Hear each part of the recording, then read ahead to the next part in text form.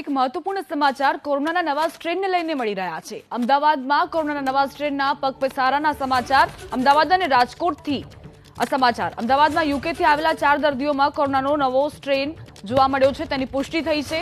પુનાની લેબોરેટરીએ ગુજરાત સરકારને જાણકારી આપી 4 દર્દીઓને સારવાર માટે એસવીપીમાં દાખલ કરવામાં આવ્યા છે। તેમની સારવાર શરૂ કરી દેવાઈ છે।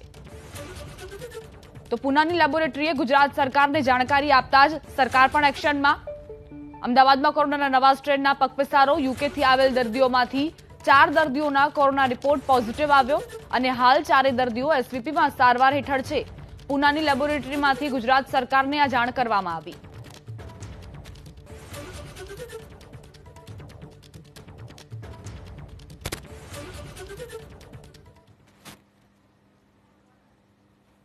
તમારા સંવાદદાતા કુશાંગ જોડાઈ ગયા છે। કુશાંગ, અમદાવાદમાં કયા દર્દીઓને પોઝિટિવ આવ્યો, કેવી રીતે પુષ્ટિ થઈ? કુશાંગ, સોની પાસેથી જ જાણીશું તે અંગે। જી કુશાંગ।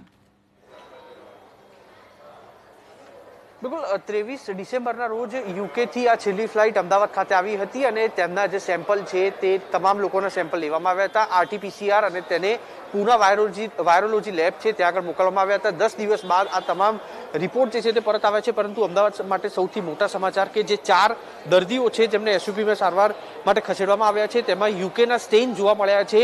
ચોક્કસથી રાજ્ય સરકારની મુશ્કેલીમાં વધારો થઈ શકે તે પ્રકારના સમાચાર છે। હજી પણ 6 લોકોના સેમ્પલ જે લેબોરેટરીમાં મોકલવામાં આવ્યા છે તેના રિપોર્ટ હજી આવવાના બાકી છે, જે સોમવાર સુધીમાં આવી શકે તે પ્રકારની પણ માહિતી છે તે મળી રહી છે। પૂના લેબોરેટરી તરફથી રાજ્ય સરકારને સૂચના આપવામાં આવી છે કે ત્યાં દર્દીઓ જે આવેલા હતા તેમને કોરોના પોઝિટિવ આવ્યો છે। હાલ આ 4 દર્દીઓ માટે એક અલગ વોર્ડ ઉભો કરવામાં આવ્યો છે એસવીપીમાં અને ત્યાં આગળ આ દર્દીઓને સારવાર આપવામાં આવી રહી છે, કારણ કે એક અલગ પ્રકારનો સ્ટ્રેન છે અને સૌથી વધુ ફેલાતો, સૌથી ઝડપથી ફેલાતો આ સ્ટ્રેન છે અને તેવા સંજોગોમાં અમદાવાદ શહેરમાં આ જે દર્દીઓ આવેલા છે તેમને અગાઉથી કેન્દ્ર સરકારની ગાઈડલાઈન અનુસાર તેમને આઇસોલેટ રહેવાની સૂચના આપવામાં આવી હતી, ફરજ પાડવામાં આવી હતી અને તેના ભાગરૂપે થઈને ફરી એક વખત યુકેનો જે સૌથી ઝડપથી ફેલાતો સ્ટ્રેન છે તેના કારણરૂપે અમદાવાદ શહેરના જે લોકો છે તેના માટે આ ખરાબ સમાચાર કહી શકાય।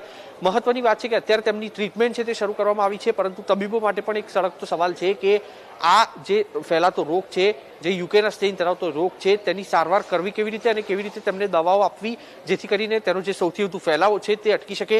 રાજ્ય સરકાર ચોક્કસથી હરકતમાં જોવા મળશે, કારણ કે પૂના લેબોરેટરી તરફથી રાજ્ય સરકારને સીધો આ જે મેસેજ છે તે કન્વે કરવામાં આવ્યો છે અને તેના ભાગરૂપે થઈને ચોક્કસથી આ જે 10 લોકોના જે રિપોર્ટ પૂના લેબોરેટરીમાં મોકલવામાં આવ્યા હતા તેમાંથી 4ના રિપોર્ટ યુકેના સ્ટ્રેન ધરાવતા કોરોના પોઝિટિવ છે અને અન્ય 6 લોકોના રિપોર્ટ હજી પ્રતીક્ષામાં છે।